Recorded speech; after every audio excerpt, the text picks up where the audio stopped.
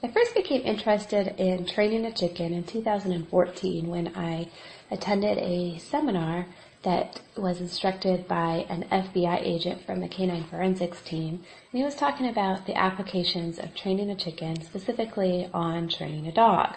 Well, this concept fascinated me, so I got my own chicken in 2014 and I went to work training it.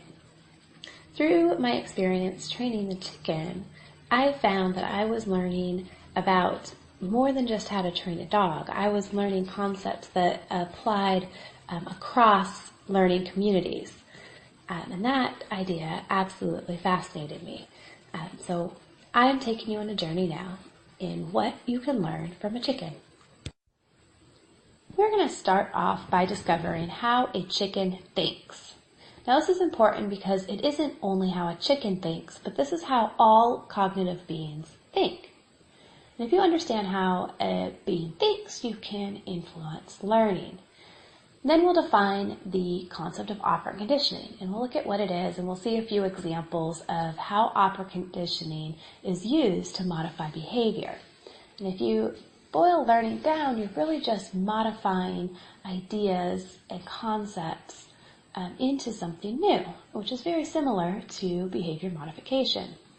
Once we understand these two concepts, I will show you how I have applied this to a learning community and ultimately to a classroom setting.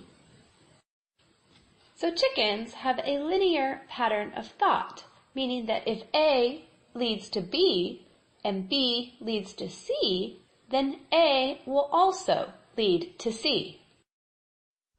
So if we define A as a blue circle, and B as a click or a noise from a clicker, and C as worms, we can get a chicken to peck a blue circle to earn the click, because the click means that it's going to get a worm. So let's look at this video. As the blue circle is moved around, the chicken pecks the blue circle, and then it's getting a click and a worm.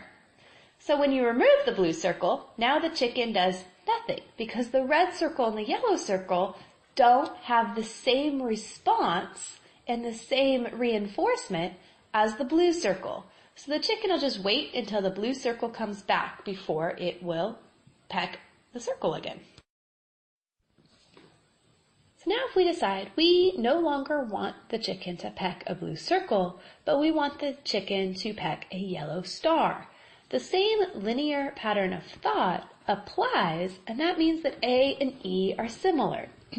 So where A was a blue circle and E is a yellow star, the B and the C remain the same. So the B is still a click or a noise from a clicker, and the C is still worms. And so we can get the chicken to produce the same behavior. Now, as long as we are altering just one of these variables at a time, the learning pattern still maintains its integrity. So let's look at this chicken. This chicken will peck the yellow star.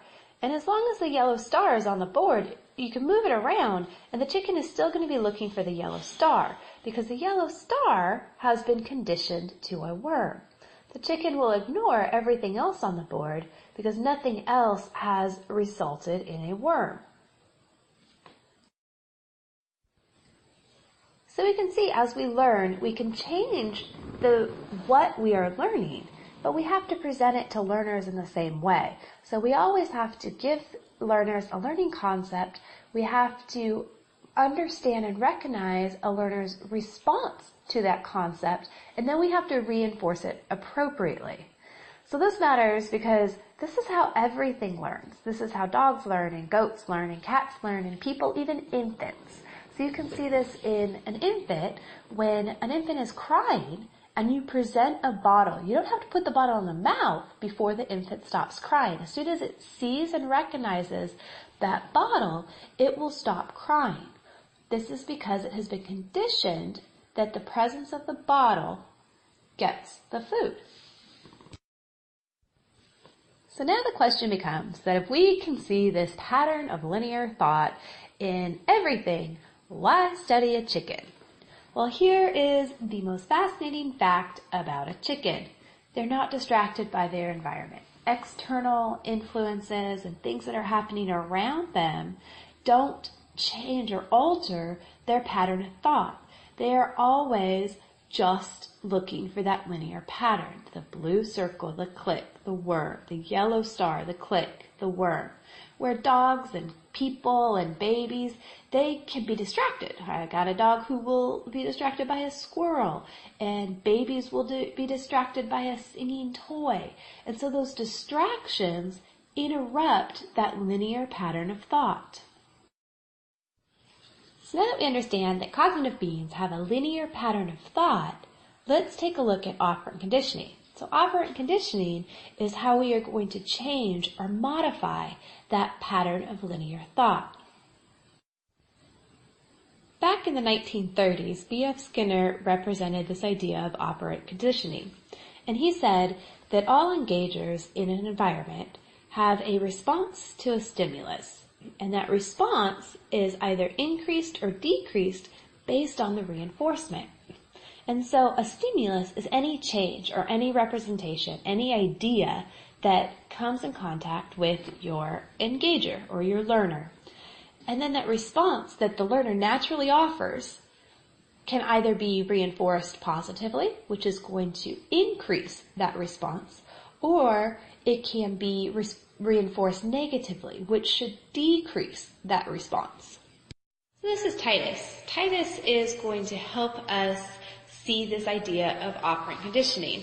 So if I change Titus's world here, or I add a stimulus to his world, for example, ringing the doorbell,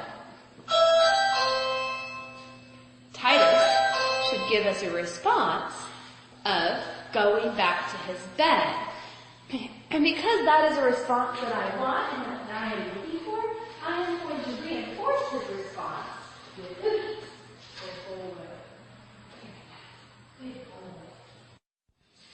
So let's look at this concept in a more familiar setting with some very basics of a class management style. So if a learner has a question, we have been taught to raise our hand and not to blurt it out. So you learned this way back in kindergarten when your teacher says, if you have a question, raise your hand. So having a question now becomes the stimulus. Raising your hand is your response to that stimulus, and your reinforcement will either be positive or negative. Now, your teacher should stop what she's doing and listen to your question and give you the answer. That would be a positive reinforcement of the stimulus. You have a question. Now, if you have the same stimulus, you have a question, and you blurt it out, your teacher will ignore you. This would be a negative reinforcement of the stimulus. And so you have to put in that raising a hand in order to complete that linear pattern of thought. So this having a question, responses to raise your hand, that's our B, and then the reinforcement is the teacher will hear and answer your question. That's our C. So we've looked at this concept of operant conditioning in behavior modification, and then we've talked through it in classroom management, but it also is imperative in instructional design. So when you're designing instruction and content, you have to present it to learners in small chunks or small doses, and at various points in time in your content design, you put in stimulus response. So, for example, your stimulus is you ask a question. A learner responds. And then the reinforcement is either it moves on in the instructional presentation or it goes back in the instructional presentation. But that piece that you put in, that's operant conditioning. So operant conditioning is used with and without knowing it and has a very wide application. But now I wanted to see, how does this linear pattern of thought change in a classroom setting? Or does it change in a classroom setting? If we return back to our linear pattern of thought, where we have a stimulus, an A, that leads to a response, a B, and that response is reinforced, so our C, the only difference in the application of this linear pattern of thought on single learners or single engagers is that now you have multiple responses, because every learner in your classroom has the opportunity for a different response. So the challenge in teaching to a classroom or a group of people is to align or taper those responses to be similar enough to all be reinforced with the same reinforcement. Let's go to my chicken classroom to see how this plays out. So Titus is my stimulus. He's my A. So as long as the chicken's response is to approach Titus, they will get a worm from his paw. So you can see I have multiple responses to Titus, and as Titus moves and wiggles, the chickens all respond differently. But the idea is the same, that my learners could all have varying responses, but the reinforcement is only on the response that I want. So only the chickens that are approaching Titus are getting the worms. So when we apply this concept of linear thinking and operant conditioning onto a classroom environment, we can see that the roadblocks to some learners picking up the content and others not is a direct relation to the distractions around them. So if you present your learning content in a linear pattern and you reinforce appropriately, then your linear learning is there and the distractions are creating the roadblocks. The most impactful takeaway that I have received from training these chickens to do all sorts of crazy things is that the learning that they achieve is a direct result of my reinforcement. So I've taken this idea and I have applied it to many different learning communities. I've applied it to special needs kids. I've applied it to juvenile offenders. I've applied it to kids with cognitive disabilities. I've applied it to adult learning. I have applied it to training dogs. I just recently applied it to training a goat.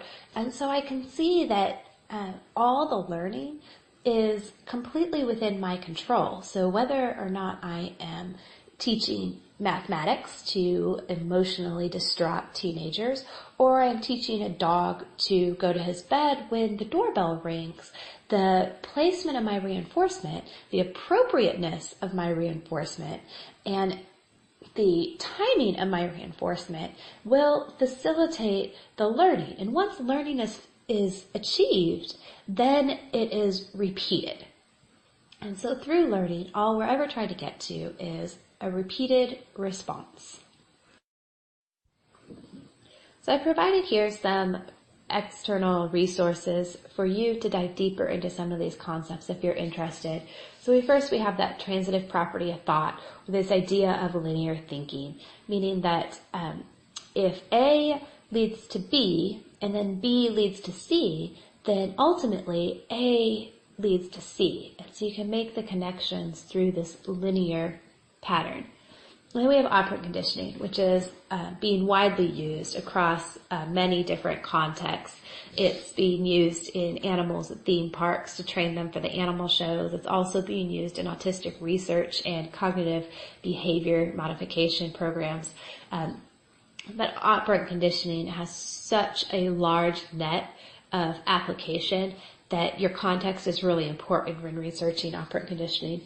And then there's a few links that kind of go back in time and look at how operant conditioning has been used in classroom management all along, even though it wasn't quite called operant conditioning.